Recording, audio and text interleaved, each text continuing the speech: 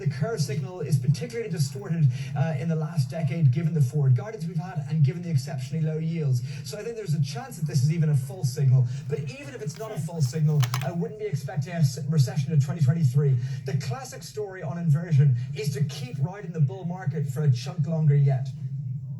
Yeah, this is something that HSBC has said, that bond buying on the long end has been distorting the long end.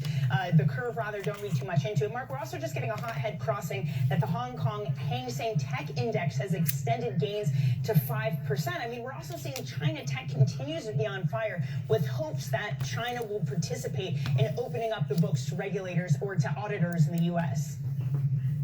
Yeah, I think this is quite big news. Symbolically, it's showing the sign of compromise, and I think that's really important between the US and China. It's showing that China will ultimately make the practical compromises necessary to continue to kind of boost their financial markets. I think Hong Kong stock markets are one of the best value stock markets in the while. I sadly thought that a month ago, before they sharply descended in March, but of course they have fully rebounded that gains. We're now set for the highest close, I think, since around the start of March, end of February. And I do think that this is the long-term value trade in a year that's set to remain extremely volatile and tough. Expensive stock markets like the US will be very, very hard, whereas I think markets that are massively discounted already, like Hong Kong, are where the real advantages lie.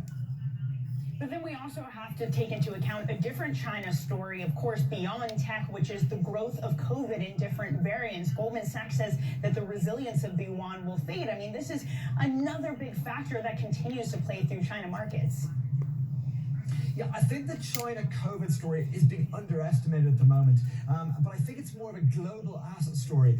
Assets in Greater China are much more a liquidity play, a policy play, and therefore I think actually the response of the China government will be more easing here, will be more support for their financial markets. So I'm not so worried about the equity market because of the story. I am worried about the global growth message, and that will feed through the markets the next couple of months.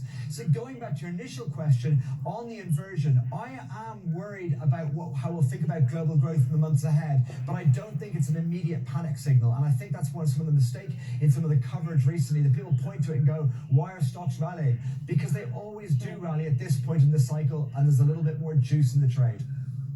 Yeah, I also really love Matt Maley has a note out saying that, look, stocks are just so expensively priced that it won't even take a recession to knock them down. It just can be that slowdown. Mark, great analysis as always. Remember, you can get up-to-date analysis and insight from Mark and the rest of the MLive team. MLive Go is where you want to head on your terminal.